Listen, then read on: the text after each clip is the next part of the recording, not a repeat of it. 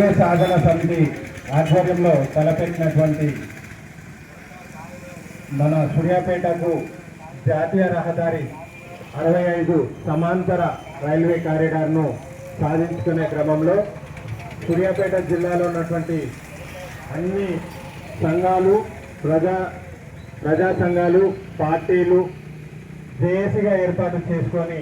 Railway సాధనలో మనవంతు పాత్రగా ఈరోజు సూర్యాపేట జిల్లాలో ఉన్నటువంటి సూర్యాపేట జిల్లా ఐక్య సంఘాల వేదిక ఆధ్వర్యంలో ఈరోజు 13వ రోజు దీక్షా శిబిరంలో నిరాహార దీక్షకు కూర్చున్నటువంటి దివ్యాంగ సోదరులందరికీ మా యొక్క ధన్యవాదాలు. అదేవిధంగా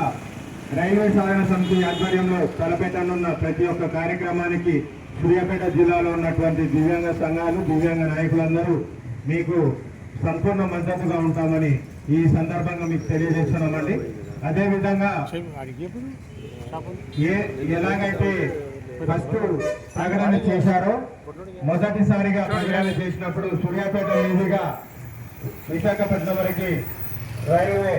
కారిడార్ను ప్రకటించడం జరిగింది. అదేవిధంగా కొనసాగిస్తూ జీవో విడుదల చేసేదాకా